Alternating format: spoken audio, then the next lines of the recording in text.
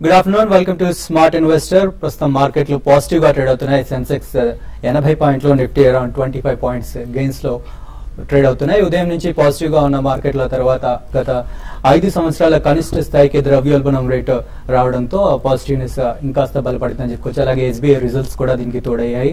ఇక ఇన్ఫ్లేషన్ విషయానికి వచ్చినట్లయితే 5 years లో వచ్చింది. దాదాపు అక్టోబర్ నవంబర్ 2009 తర్వాత మళ్ళీ ఆ స్థాయిలో, అంత తక్కువ స్థాయిలో ఇప్పుడు రికార్డ్ అయింది. అండ్ క్రూడ్ ఆయిల్ కూడా ఇన్ఫ్లేషన్ విషయానికి వచ్చినట్లయితే క్రూడ్ ఆయిల్ కూడా దాదాపు 5 సంవత్సరాల తర్వాత అంత కనిష్ట స్థాయికి వచ్చింది.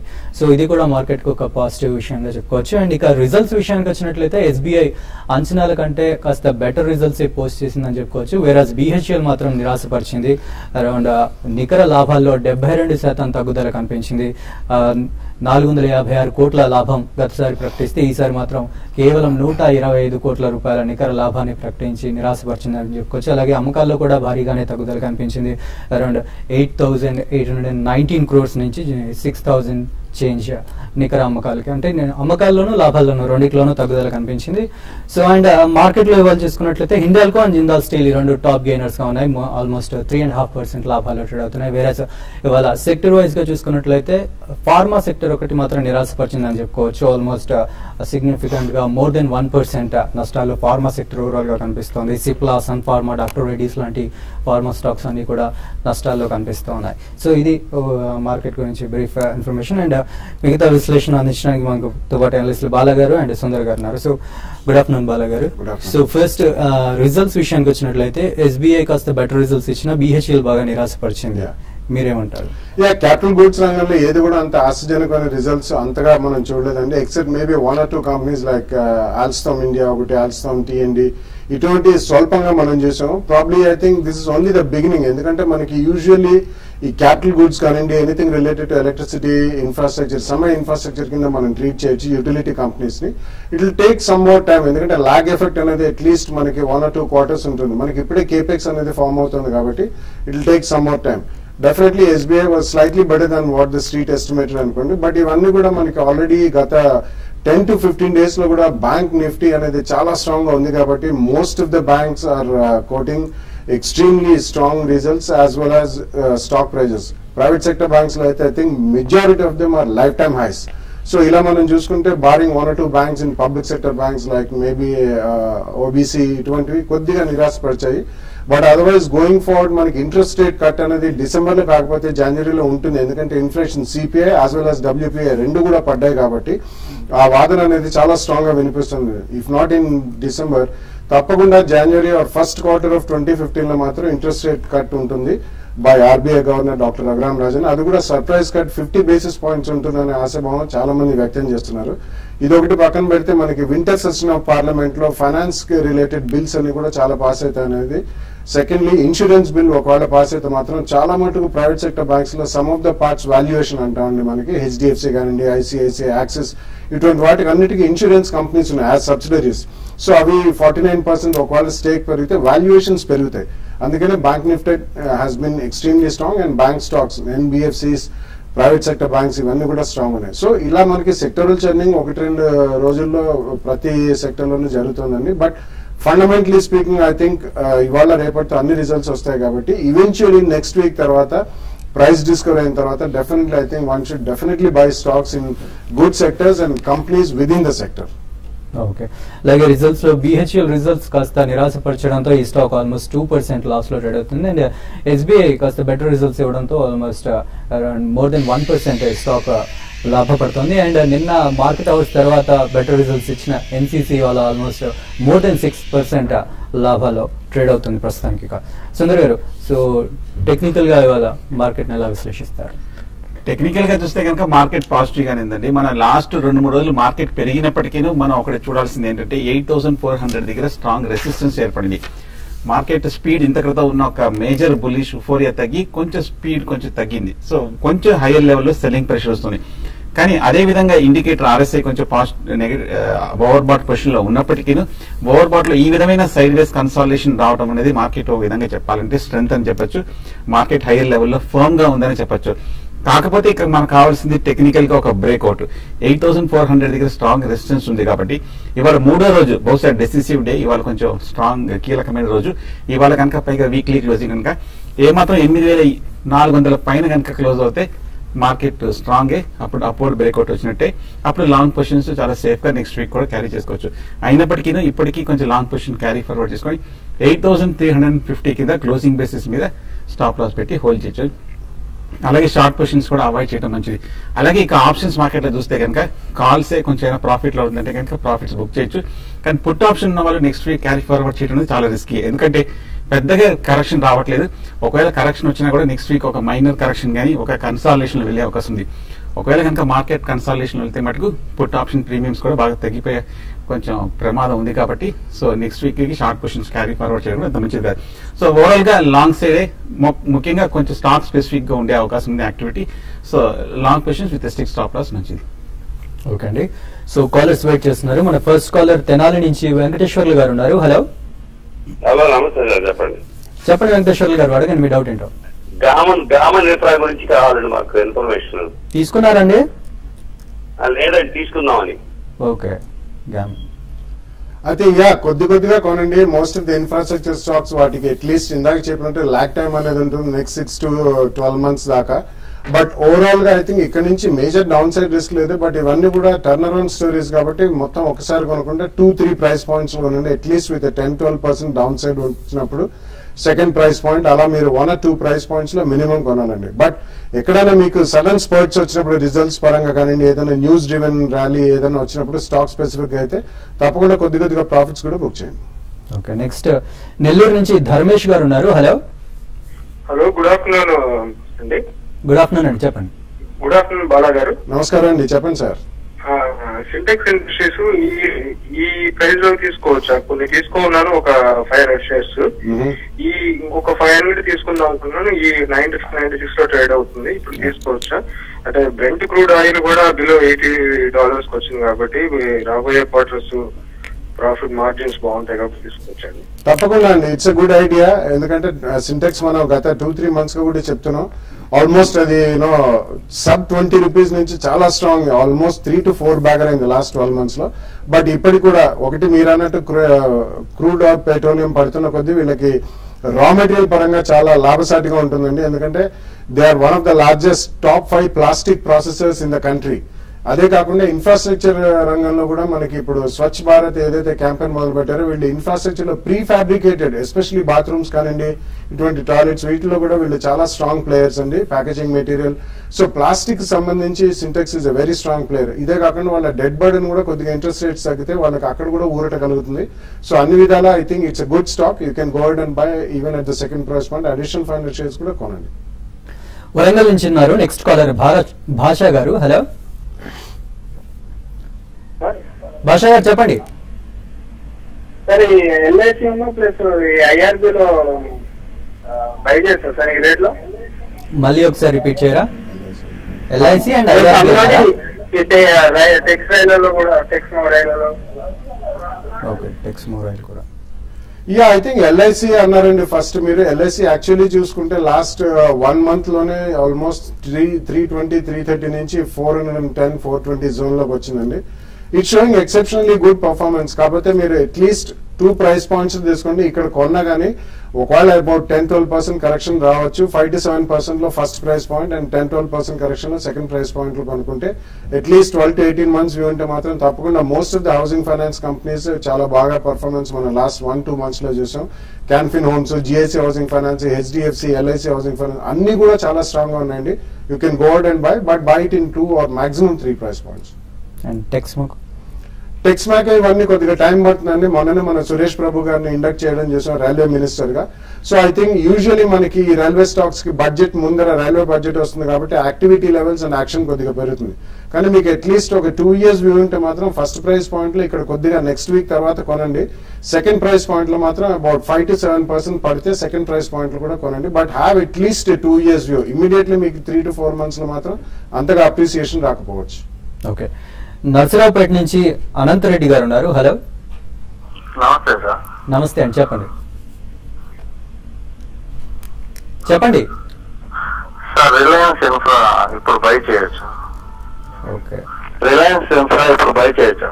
ఓకే అండి. ఓకే, రిలయన్స్ ఇన్ఫ్రా చూస్తే కొంచెం వీక్ గా ఉందని చెప్పొచ్చండి. ఈ మధ్య మనం చూసాము లాస్ట్ 1 month గా కొంచెం లోయర్ రేట్ నుంచి 540 నుంచి కొంచెం 650 వరకు పెరిగి లాస్ట్ 1 week గా కన్సాలిడేషన్ అయ్యి నిన్న కొంచెం మైనర్ డౌన్ సైడ్ బ్రేక్అవుట్ కనిపించింది టెక్నికల్ గా. సో అంటే షార్ట్ టర్మ్ కొంచెం ఫర్దర్ కరెక్షన్ వచ్చే అవకాశం ఉంది. నా ఉద్దేశం ఫ్రెష్ బయింగ్ అయితే వద్దు, కొంచెం కాషియస్ ఉండి ఏమాత్రం ఒక 590-600 రూపీస్ దగ్గర కన్సాలిడేషన్ అయితే అక్కడ బై చేయొచ్చు. So wait for it clients. Okay, ఇక్కడ షార్ట్ బ్రేక్ తీసుకుందాం. బ్రేక్ తర్వాత మరిన్ని కాల్స్ అండ్ మెయిల్స్ చూద్దాం.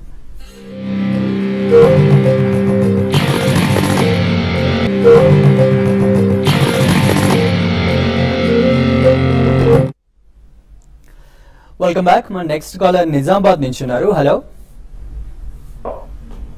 హలో, అడగండి మీ క్వశ్చన్.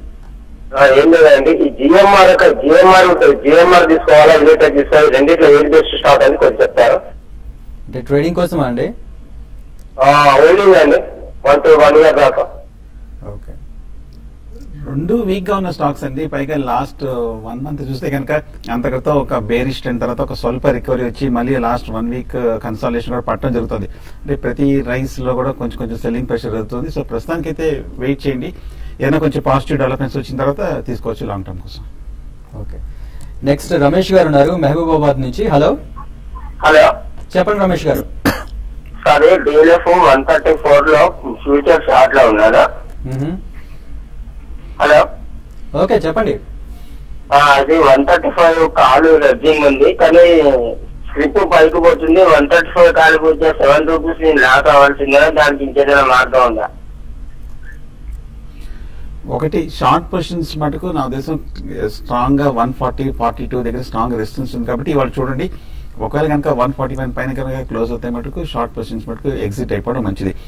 అలాగే స్టాక్ కొంచెం స్వల్పంగా పెరిగిన కాల్ ఆప్షన్ పెరగట్లేదు అంటారు. ఎందుకంటే లాస్ట్ 2-3 రోజులు చూస్తే కనుక చాలా స్వల్ప అప్ ట్రెండ్ వస్తుంది కాబట్టి సో కాల్స్ లో అంతగా బయింగ్ సపోర్ట్ రావట్లేదు. పైగా స్పీడ్ కూడా తక్కువగా ఉంది కాబట్టి కాల్స్ కూడా పెరగట్లేదు. సో ఓవరాల్ గా మన డీలర్ చూస్తే కనుక లాస్ట్ 1 month గా కొంచెం రిలీఫ్ ర్యాలీ చూసాం 100 నుంచి 140 వరకు. సో కరెక్షన్ కి కొంచెం అవకాశం ఉంది, మీరు కొంచెం కాషియస్ గా ఉండండి. నెక్స్ట్ విజయవాడ నుంచి మూర్తి గారు ఉన్నారు. హలో నమస్తే అండి. నా దగ్గర దాల్మియా బల్క్ 490 రూపాయలు ఉన్నాయండి. ఇవి లాంగ్ టర్మ్ కోసం అట్టు పెట్టుకోవచ్చా?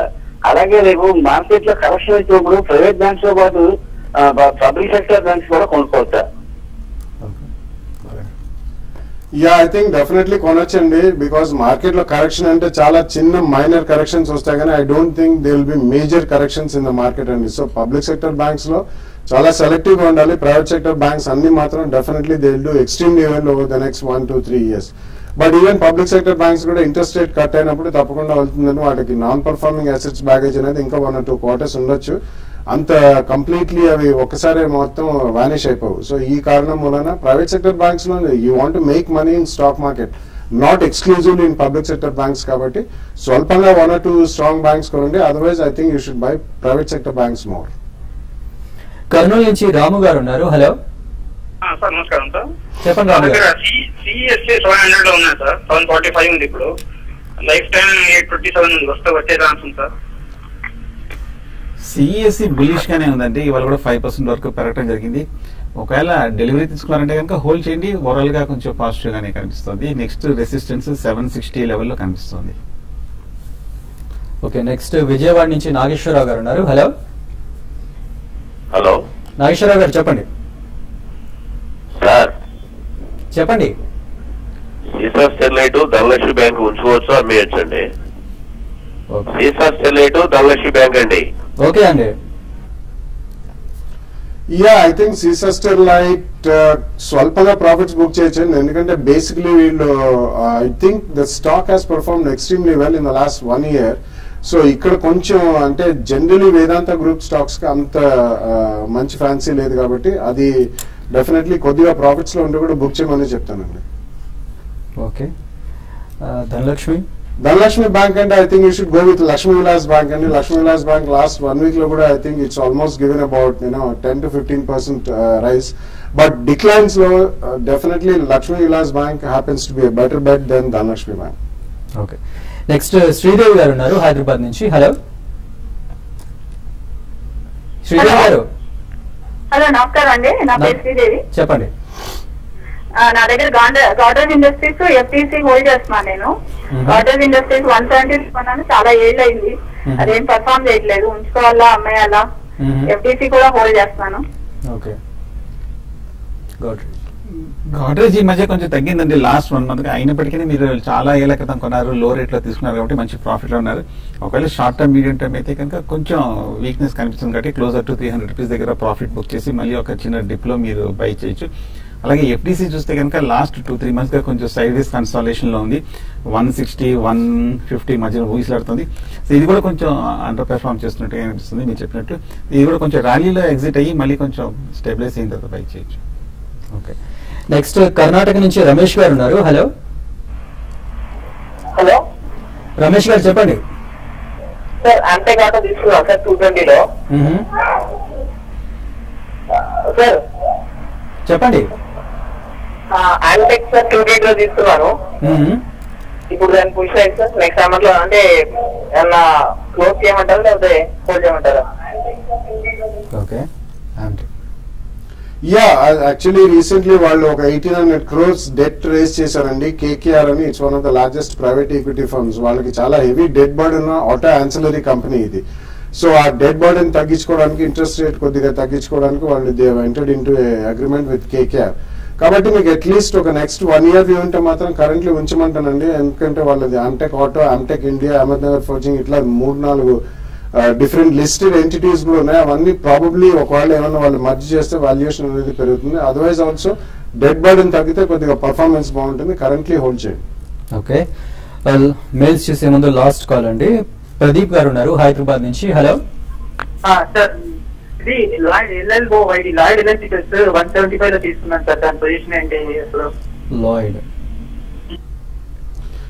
యా రీసెంట్లీ అవన్నీ కూడా చాలా strong. Lloyd engineering and Lloyd electricals రెండు కూడా చాలా స్ట్రాంగ్ పర్ఫార్మెన్స్ చూసామండి. బట్ జనరలీ మనకి నిన్న బజాజ్ ఎలక్ట్రికల్స్ రిజల్ట్స్ వచ్చాయి. స్వల్పంగా అన్ని కూడా హావెల్స్ కానివ్వండి, బజాజ్, ఇవన్నీ ఎలక్ట్రికల్ అప్లయన్సెస్ ఉన్న వాళ్ళు, వీగార్డ్, ఇవన్నీ ఒక స్టేబుల్ పొజిషన్ ఉన్నాయి. కాబట్టి కరెంట్లీ ఇక్కడ నుంచి మేజర్ అప్సైడ్ అంటూ ఉండదు. ఒకవేళ మీరు ఫ్రెష్ గా కొనాలనుకుంటే మాత్రం I think you should wait for some more correction and then take a entry. Okay, mail చూద్దాం. మేఘరాజ్ గారు మెయిల్ చేశారు. బిహెచ్ఎల్ ఫ్యూచర్స్ లో 239 లో సేల్ చేశారట, హోల్డ్ ఆర్ ఎగ్జిట్ అని అడుగుతున్నారు. సో ప్రస్తుతానికి వెయిట్ చేయండి. ఇవాళ కొంచెం బిహెచ్ఎల్ కొంచెం వీక్నెస్ గానే కనిపిస్తుంది. సో నా ఉద్దేశం హోల్డ్ చేయండి స్ట్రిక్ట్ గా స్టాప్ లాస్ తోటి. ఓకే, అండ్ బాలకృష్ణ ఇండస్ట్రీస్ 17% పడింది, ఈ టైంలో బై చేయొచ్చా అని అడుగుతున్నారు. No, I think results were not up to the mark అండి. కాబట్టి అది వీళ్ళు ఆఫ్ ఆటోమొబైల్స్ టైర్స్ అవన్నీ చేస్తుంటారు, which are used in electrical vehicles with in warehouses and godowns లో యూజ్ చేస్తారు. It's a decent company. But ఎందుకు ఈ 1 quarter రిజల్ట్స్ అంత బాగాలేవు. బట్ ఫ్రెష్ గా కొనాలంటే మాత్రం కొద్దిగా ఆగండి. ప్రైస్ డిస్కవర్ అయిన తర్వాత నెక్స్ట్ 10-15 days లో you can take a decision. Okay, Rajasekhar గారు మెయిల్ చేశారు. టాటా స్పాంజ్ 950 లో బై చేశారట, సో యావరేజ్ చేయమంటారా ఇప్పుడు అని అడుగుతున్నారు. కొంచెం హై ప్రైస్ లో తీసుకున్నారండి. అప్పటి నుంచి మనం లాస్ట్ 1 month గా కొంచెం తగ్గుతూనే ఉంది. ఇంచుమించు 700 రూపీస్ దగ్గర ట్రేడ్ అవుతుంది. యావరేజింగ్ అయితే వద్దు, కొన్ని రోజులు వెయిట్ చేయండి. ప్రస్తుతానికి పొజిషన్ హోల్డ్ చేయండి. ఓకే, మోషే గారు అడుగుతున్నారు. ఆర్తి డ్రగ్స్ లో ఇన్వెస్ట్ చేయొచ్చా అని అడుగుతున్నారు. ఇట్స్ డీసెంట్ కంపెనీ అండి. It's decent mid cap company. ఈ రోజు కూడా చాలా స్ట్రాంగ్ ఉంది, అబౌట్ 820 to 830. అండ్ రీసెంట్లీ చాలా స్ట్రాంగ్ కన్సాలిడేషన్ అనేది 750-760 జోన్ లో. Aarti industries and Aarti drugs రెండు ఒకటే గ్రూప్ కి చెందిన company. It's decent company, you can go out and buy. But about 5-7% price correction ఉంటే మాత్రం సెకండ్ ప్రైస్ పాయింట్ లో కొనండి. హర్ష గారు అడుగుతున్నారు. Alok industries and Sharada crop financial. Alok industries I think definitely you should avoid అండి. బట్ శారదా క్రాప్ కిమ్ అనేది recently వచ్చిన public issue, so దానికి అంత పాస్ట్ ట్రాక్ రికార్డ్ లేదు. But you can go out and by. Agrochemicals లో వేరే వాటితో కంపేర్ చేసుకుంటే, పియర్ కంపారిజన్ చేసుకుంటే స్లైట్లీ కొద్దిగా ఇంకా అప్ సైడ్ ఉన్నట్టు కనిపిస్తుంది. But bite in 2 price points. And Srinivas garu అడుగుతున్నారు. వోల్టాస్ ఆయన 252 లో బై చేశారట, ఇప్పుడు ప్రాఫిట్ బుక్ చేసుకోమంటారా అని అడుగుతున్నారు. కరెక్ట్ గా రెసిస్టెన్స్ దగ్గర ఉందండి. 260-270 దగ్గర ఇంత క్రితం మేజర్ టాప్ కూడా ఏర్పడింది. అక్కడ కొంచెం సెల్లింగ్ ప్రెషర్ చూసాం. షార్ట్ టర్మ్ అయితే కనుక ఇక్కడ ప్రాఫిట్ బుక్ చేయొచ్చు. ఓకే, ఫైనల్ మెయిల్ చూద్దామండి. అమర్ గారు అడుగుతున్నారు. Alembic and Canara bank by చేయొచ్చా అని అంటున్నారు. ఓకే, బై చేశారట. హోల్డ్ చేయండి అలెంబిక్. అలాగే కెనరా బ్యాంక్ కూడా కొంచెం పిఎస్సి బ్యాంక్స్ అన్ని పాజిటివ్ గానే ప్రస్తుతానికి హోల్డ్ చేయండి. ఓకే బాలగారి వాళ్ళ స్పెషల్లీ ఫార్మా స్టాక్స్ బాగా పడ్డాయి, రీజన్ ఏంటి? స్పెసిఫిక్ రీజన్ అంటే మిడ్ అండ్ స్మాల్ క్యాప్స్ లో కొన్ని 1 or 2 companies are doing extremely well, but last few months గా కూడా pharma stocks have actually outperform many sectors like banking. అందుకని దేర్ ఇస్ స్వల్పంగా profit booking and trading profits తప్పించి there is nothing wrong with pharma. Definitely one should buy most of the pharma companies in the next 1 week also. Okay, so Sundar గారు final గా ఇవాళ market closing ఎలా ఉంటుంది? So closing చూస్తే ఇంచుమించు ఇదే లెవెల్లో క్లోజ్ అయ్యే అవకాశం ఎక్కువగా కనిపిస్తున్నాయి. 8,400 పైన అధిగమిస్తుందనే సందేహంగానే ఉంది. సో కాబట్టి ఇవాళ కనుక ఇలాగే క్లోజ్ అవుతే మటుకు నెక్స్ట్ ఫ్యూ డేస్ కూడా మార్కెట్ ఒక కన్సాలిడేషన్ లోనే వెళ్లే అవకాశం ఉంది, కొంచెం సైడ్ వేస్ లోనే వెళ్లే అవకాశం కనిపిస్తుంది వచ్చే వారం కూడా. Okay, so thank you very much Bala గారు, సుందర్ గారు. ప్రస్తుతం Sensex around 65 points, Nifty around 17 points లాభాలతో ట్రేడ్ అవుతుంది. ఇది వాటి smart investor. Smart Investor. Anchors Makeup